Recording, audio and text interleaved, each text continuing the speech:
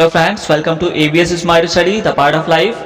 चलिए गाइस, आज करते हैं अलजेब्रा की क्लास, जिसमें हम लोग टॉपिक पढ़ने वाले हैं दो चरों वाले रैखिक समीकरण। आई होप गाइस आप लोगों को चर और अचर के बारे में पता होगा, फिर भी आप एक बार समझ लीजिए। जो इंग्लिश के लेटर्स होते हैं XYZ, इनको हम लोग चर कहते हैं। ठीक है, क्या कहते हैं? चर कहते हैं। और जो नंबर्स होते हैं मैथमेटिक्स के 1 2 3 एक्सेट्रा जो भी होते हैं, इनको हम लोग अचर कहते हैं। ठीक है, इंग्लिश में भी समझ लीजिए कि चर को हम लोग क्या कहते हैं? वेरिएबल्स कहते हैं। ठीक है, वेरिएबल्स कहते हैं, और अचर को हम लोग कांस्टेंट कहते हैं। चलिए गाइस, तो करते हैं एक्सरसाइज और क्वेश्चन देखते हैं। देखिए लिखा है, निम्न समीकरणों को, जो रैखिक समीकरण हैं उनके युग्म को प्रतिस्थापन विधि से हल कीजिए। तो गाइस हमको पता होना चाहिए कि जो समीकरणें होती हैं उनको दो तरीके से करते हैं, तीन तरीके से, लेकिन यहाँ पे हम दो तरीके से पढ़ेंगे। तो पहली तो है प्रतिस्थापन विधि और एक होती है विलोपन विधि। ठीक है, तो यहाँ पे गाइस दो समीकरणें दी हैं क्वेश्चन में। देखिए पहला क्वेश्चन दिया हुआ है x + y = 14, x - y = 4। तो यहाँ पे दो इक्वेशंस दी हैं, इनको हमें सॉल्व करके x और y की वैल्यू फाइंड करनी है। ठीक है, तो चलिए पहला क्वेश्चन लेते हैं, और स्क्रीन पे आ चुका है पहला क्वेश्चन। देखिए यहाँ पे कैसे करना है, हमें x की वैल्यू या एक वेरिएबल, किसी भी एक वेरिएबल की वैल्यू यहाँ से निकालनी है, और उस वेरिएबल की वैल्यू दूसरी इक्वेशन में पुट करनी है। तो पहली इक्वेशन है और ये दूसरी इक्वेशन है। ठीक है, तो हम क्या करेंगे, यहाँ पे x की वैल्यू फाइंड करेंगे। तो x को इधर रखेंगे, ये जो y है इसको ट्रांसपोज करेंगे बराबर के दूसरी साइड में। ठीक है, इक्वल के दूसरी साइड में। तो क्या हो जाएगा, 14 पहले से लिखा हुआ था, 14 पहले से लिखा हुआ था, और जो y है वो इस साइड में आएगा तो माइनस का y हो जाएगा। ठीक है, अब देखिए दूसरी समीकरण जो है उसमें जहाँ पे x लिखा हुआ है, जहाँ पे x लिखा हुआ है वहाँ पे हम लोग क्या पुट करेंगे, 14 - y पुट करेंगे। तो यहाँ पे लेंगे 14 - y, और ये y पहले से लिखा हुआ है, -y पहले से लिखा हुआ है। ठीक है, ये y माइनस पहले से लिखा हुआ है तो -y, और बराबर में क्या लिखा हुआ है 4। देखिए 14, यहाँ पे माइनस का 2y, y और y दोनों माइनस के हैं तो ऐड कर देंगे, तो माइनस का 2y हो जाएगा, और इधर 4 लिखा हुआ है। ठीक है, चलिए आगे करते हैं। ये जो 2y है, ठीक है, इसको इधर ही रखेंगे, माइनस का 2y, और जो 14 लिखा हुआ है उसको बराबर के दूसरी साइड में ले जाएंगे, बराबर के दूसरी साइड में ले जाएंगे। एक मिनट,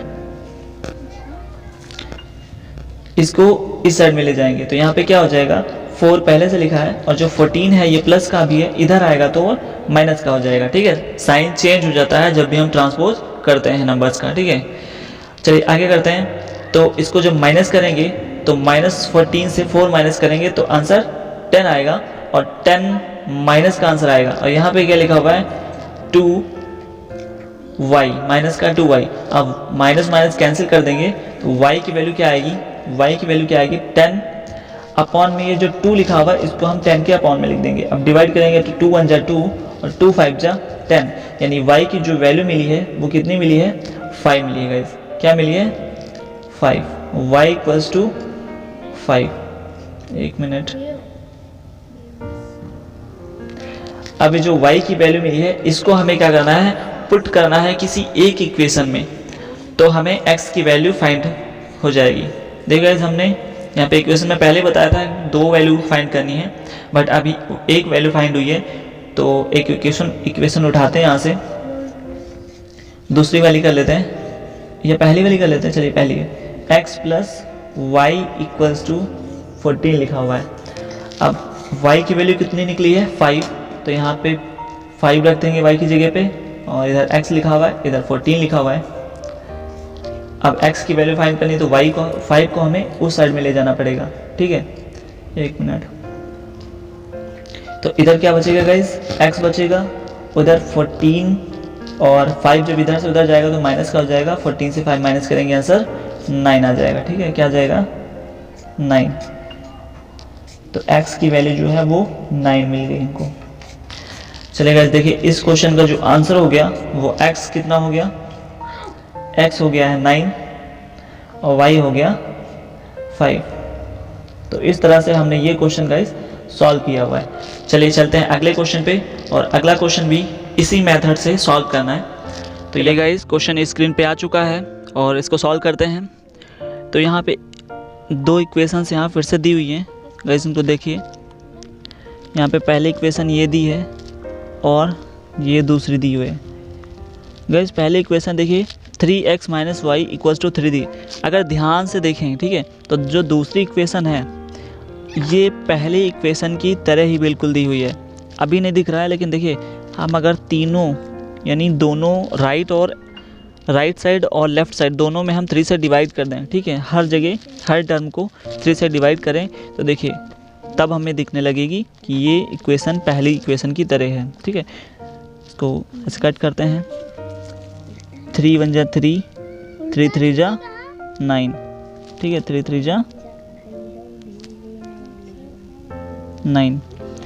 पेन को थोड़ा सा पतला करते हैं, ठीक, ऐसे इसको कट करेंगे, 3 1 जा 3, 3 1 जा 3, ये कट हो गया, 3 1 जा 3, 3 3 जा 9।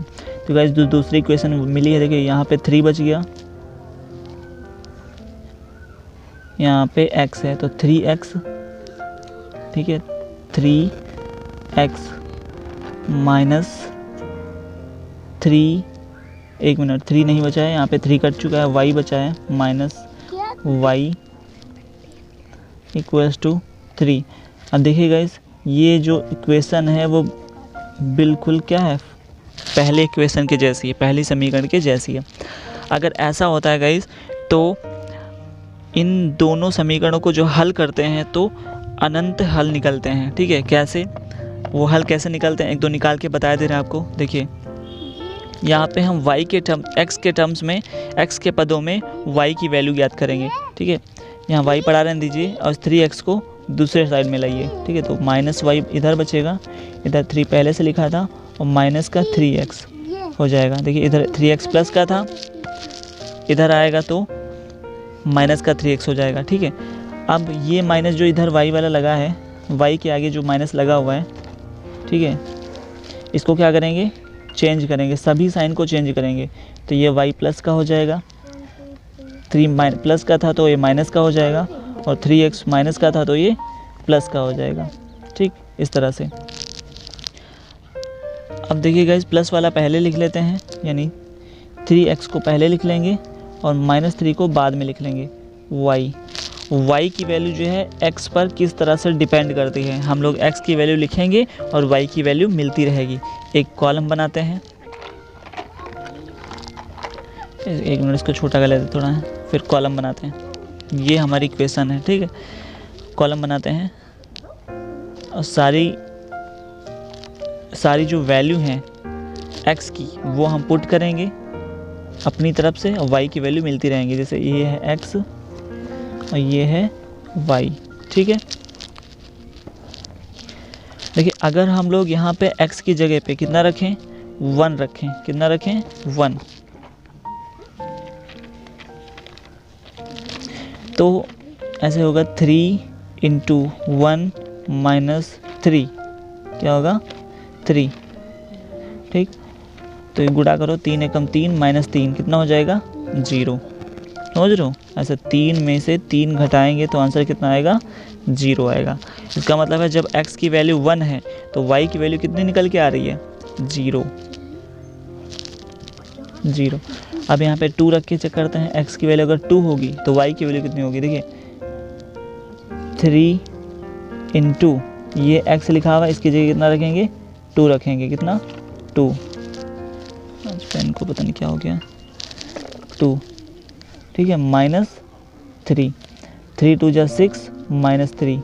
ठीक है, तो माइनस करेंगे तो कितना आएगा, 3 आएगा, यानी जब x की वैल्यू 2 है तो इसकी वैल्यू 3 आएगी। इस तरह से वैल्यू भरते रहेंगे, 3 3 जा 9, माइनस 3 करेंगे 9 में से तो 6 आएगी वैल्यू, 4 रखेंगे, 4 3 जा 12, 12 में से 3 माइनस करेंगे तो 9 आएगा। तो इस तरह से वैल्यू गाइस हमको मिलती रहेंगी, यानी एक ये आंसर हो जाएगा, एक ये आंसर हो जाएगा, एक ये आंसर हो जाएगा, एक ये आंसर हो जाएगा। इस तरह से आंसर होते रहेंगे तो इसके अनंत हल होंगे। चलिए गाइस अब करते हैं नेक्स्ट क्वेश्चन, और नेक्स्ट क्वेश्चन देखिए थ्योरेटिकल है। थ्योरेटिकल को पहले हम क्या करेंगे, बीजगणितीय यानी अलजेब्रिक एक्सप्रेशन में चेंज करेंगे। ठीक है, उसके बाद हम उन 2 इक्वेशंस को सॉल्व करेंगे। ठीक है, क्वेश्चन समझिए, 2 संख्याओं का अंतर जो है वो 26 है। एक संख्या दूसरी संख्या की 3 गुनी है। ठीक है। तो दो संख्याएं हैं तो पहले हम संख्याएं मान लेंगे, एक x है और दूसरी क्या है, y है। दो संख्याएं ये हमारी हमने मान ली हैं, ठीक है, x और y। पहला कह रहा है कि दो संख्याओं का अंतर 26 है। हमने x को बड़ा मान लिया, x को छोटा मान लिया, तभी तो अंतर आएगा। तो x और y का अंतर कितना है, 26, ठीक है। एक संख्या दूसरी की 3 गुनी है, ये वाली बड़ी है तो ये 3 गुनी, अगर ये वाली 1 है तो ये 3 है, ये 2 है तो 3 दूनी 6 है, ये इस तरह से। तो इसमें समीकरण कैसे बनेगी, एक्स वाई ऐसे करें तो अभी ये बराबर नहीं है। ऐसे बराबर अगर यहाँ पे लगा दें तो ये गलत होगा। क्यों, क्योंकि ये बड़ी है।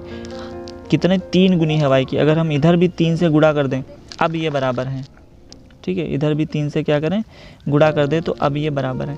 तो दो इक्वेशंस मिल गई हमको और इनको सॉल्व करना है प्रतिस्थापन विधि से। तो देखिए ये पहली समीकरण और ये दूसरी वाली समीकरण में देखिए x की वैल्यू 3y आई है, ठीक है। x की वैल्यू कितनी आई है, 3y। तो पहली वाली में जहाँ पे x दिख रहा है वहाँ पे हम लोग क्या रखेंगे, 3y। तो पहली वाली लिखेंगे कैसे, x की जगह लिखेंगे 3y minus y, 3y minus y equals to 26, ठीक। अब यहाँ पे 3y में से एक y माइनस करो तो कितना आएगा, 2y, और इधर कितना 26।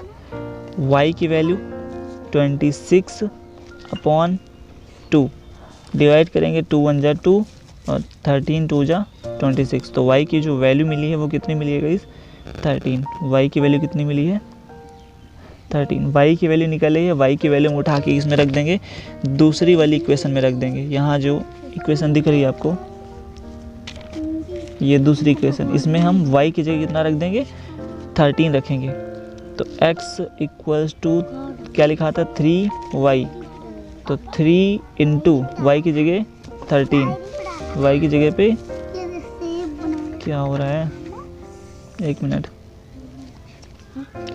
13, ठीक है। हम दोनों को मल्टीप्लाई करेंगे तो 13 3 जा 39।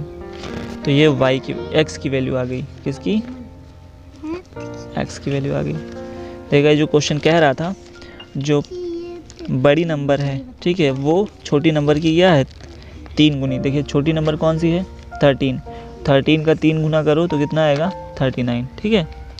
तो हमारा जो आंसर हो जाएगा वो 39 और 13, ये दोनों नंबर्स इस क्वेश्चन का आंसर हो जाएंगे। चलिए गाइस अगला क्वेश्चन करते हैं, और अगला क्वेश्चन भी थ्योरिकल है और इसमें दिया हुआ है, दो संपूरक कोणों में बड़ा कोण छोटे कोण से 18 डिग्री अधिक है। तो पहले आपको पता होना चाहिए संपूरक कोण जो होते हैं उनका जो जोड़ होता है वो 180 होता है। कितना होता है, 180 होता है, ठीक है।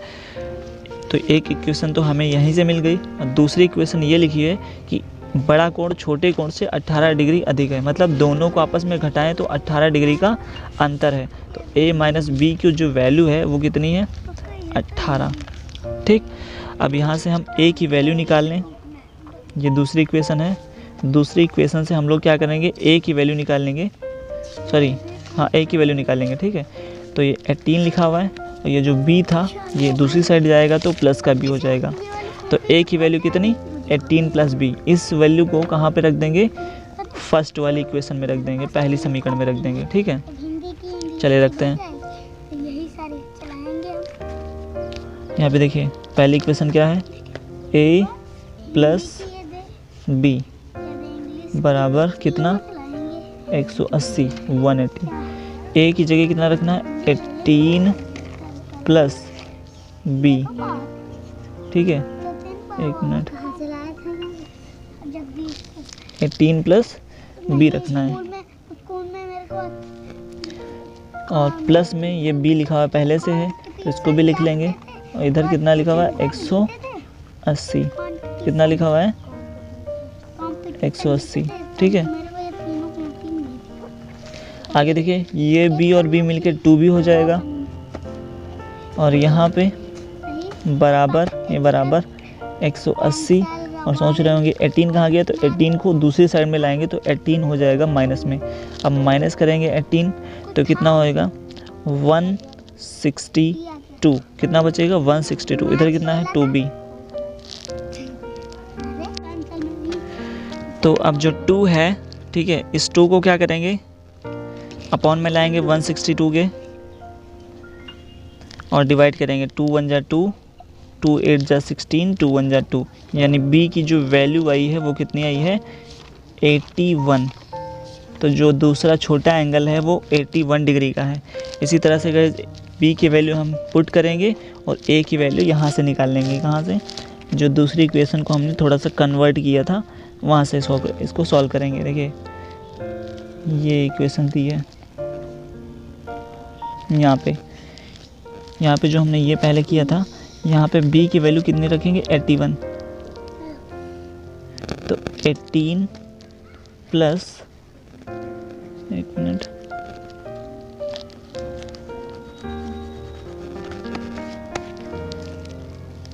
18 प्लस 81, इन दोनों को ऐड करेंगे तो ये गाइस किसकी वैल्यू निकल रही है, a की वैल्यू निकल रही है, ठीक है।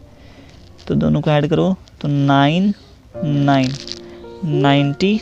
तो a की वैल्यू कितनी है 99 है।